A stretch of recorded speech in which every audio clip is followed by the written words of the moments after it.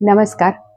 આજરોજ 77માં પ્રજાસત્તાક પર્વની ઉજવણી જૂનાગઢ ગ્રામ્ય તાલુકાની ચોરવાડી મુકામે કરવામાં આવી હતી, જેમાં માનનીય પ્રાંત અધિકારી સાહેબ શ્રી દ્વારા ધ્વજવંદન કરી ધ્વજને સલામી આપી રાષ્ટ્રગાન કરી કાર્યક્રમની શરૂઆત કરવામાં આવી હતી. ત્યારબાદ પ્રાંત અધિકારી સાહેબ દ્વારા પ્રાસંગિક ઉદ્બોધન કરવામાં આવ્યું હતું. આ કાર્યક્રમમાં માનનીય પ્રાંત અધિકારી સાહેબ, સરપંચ શ્રી શારદાબેન, તાલુકા પંચાયત પ્રમુખ શ્રી મંજુલાબેન, તાલુકા ભાજપ પ્રમુખ શ્રી ગોવિંદભાઈ, મામલતદાર સાહેબ શ્રી, તાલુકા વિકાસ અધિકારી સાહેબ શ્રી, જૂનાગઢ ગ્રામ્ય બીઆરસી કોઓર્ડિનેટર સાહેબ તથા બીઆરસી પરિવાર સમગ્ર સ્ટાફ હાજર રહ્યા હતા. ખૂબ જ બહોળી પ્રમાણમાં ગ્રામજનો, આજુબાજુના ગ્રામના સરપંચો, આજુબાજુની શાળાઓ તથા વહાલા વિદ્યાર્થીઓએ હાજરી આપી હતી. આ કાર્યક્રમમાં તાલુકા પંચાયત દ્વારા ગામના વિકાસના કાર્યો માટે સરપંચશ્રીને ₹5 લાખનો ચેક અર્પણ કરવામાં આવ્યો હતો. ગામના વિકાસ માટે આ રકમ વપરાય તે માટે પ્રોત્સાહિત કરવામાં આવ્યા હતા. વિદ્યાર્થીઓ દ્વારા ખૂબ જ સુંદર મજાના દેશભક્તિના કાર્યક્રમ રજૂ કરવામાં આવ્યા હતા અને આ કાર્યક્રમમાં ખૂબ જ ગ્રામજનોનો સહકાર અને ખૂબ જ બહોળી સંખ્યામાં ગ્રામજનો ઉપસ્થિત રહ્યા હતા.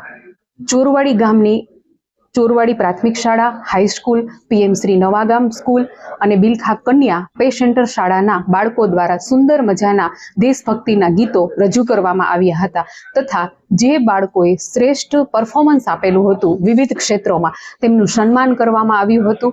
અને આવી રીતે ખૂબ જ સુંદર અને ઉત્સાહભેર 77માં પ્રજાસત્તાક પર્વની ઉજવણી કરવામાં આવી હતી. કાર્યક્રમના અંતે વૃક્ષારોપણ કરવામાં આવ્યું હતું અને સમગ્ર કાર્યક્રમનું સંચાલન સીઆરસી કોઓર્ડિનેટર બિલખા કુમાર જલપાબેન દ્વારા કરવામાં આવ્યું હતું. આ પર્વ નિમિત્તે ચોરવાડી ગામ ખાતે આયોજિત આ કાર્યક્રમમાં ઉપસ્થિત મંચસ્થ સૌ મહાનુભાવો, અધિકારીશ્રીઓ,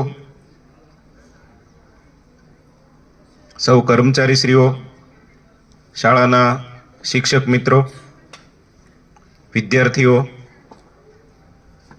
અત્રે ઉપસ્થિત ચોરવાડી ગામના ગ્રામજનો તથા ઉપસ્થિત સર્વેનું અભિવાદન કરીએ છીએ. આ ધ્વજવંદન કરવું એનો મતલબ ખાલી ગામમાં આવીને કાર્યક્રમ કરવો એવો નથી. અભિમુખ વહીવટ કહેવાય છે કે જેમાં લોકો મુખ્ય સ્થાને હોય. ઘણી વખત એવું કહેવાય છે કે માગ્યા વગર માં પણ ન પીરસે. તો પોતાની જે જરૂરિયાતો છે એના માટે આપણે સજાગ બનવું પડે અને વહીવટી તંત્ર પાસે જઈ અને આપણને જે પણ સેવાઓ મળવા પાત્ર હોય એના આપણે લાભાર્થી બનવું. મૃત્યુ સુધીના દરેક તબક્કે સરકાર લોકોની સાથે છે, પણ આપણે શેના માટે લાયક છીએ એ આપણને ખબર હોવી જોઈએ. એને સાકાર કરવું હોય તો આપણે શું કરવું જોઈએ? વિકસિત ભારતના સ્વપ્નને સાકાર કરવા માટે જે દેશો મહાસત્તા બની ગયા છે એમની સાથે ઊભા રહેવા માટે જો આપણા દેશનો એક નાગરિક પોતે સશક્ત બનશે તો જ આપણો દેશ સશક્ત બની શકે. આજે આ પર્વમાં માત્ર આપણે ધ્વજ નથી ફરકાવતા, પણ આપણા ઇતિહાસને પણ ફરકાવીએ છીએ.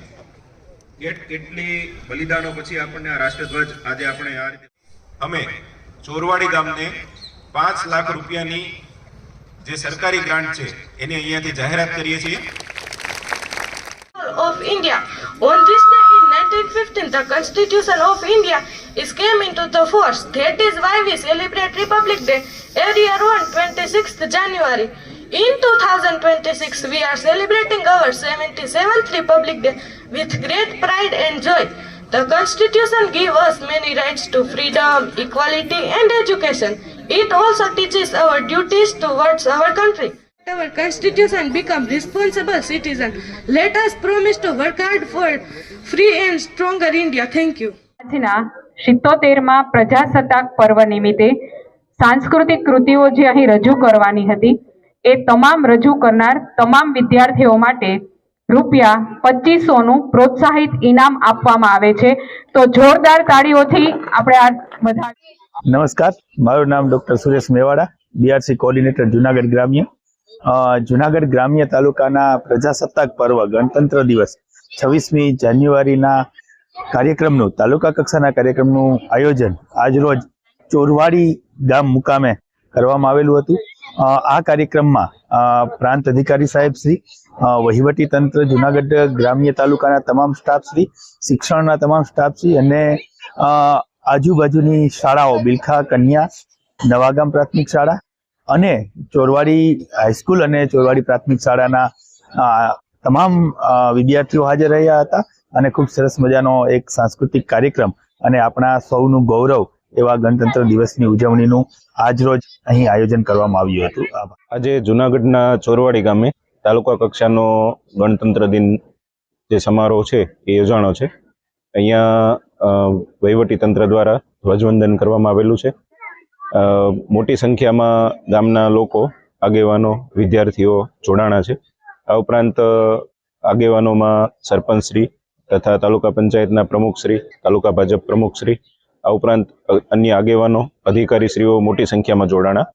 વૃક્ષારોપણ પણ કરવામાં આવ્યું અને આ ગણતંત્ર દિવસે ગામ લોકોએ તમામે ગામના વિકાસ અને જે સ્વચ્છતા, આ બધા જે સંકલ્પો છે એમાં આગળ વધવા માટે પણ ખાતરી આપી છે. આ ઉપરાંત જે રાષ્ટ્રીય પર્વ છે એની 5 લાખ રૂપિયાની ગ્રાન્ટ પણ અમે આ ગામ માટે જાહેર કરેલી છે અને આગામી સમયમાં ગામ લોકો દ્વારા જે આયોજન મળશે એ પ્રમાણે વિકાસ કરવામાં આવશે.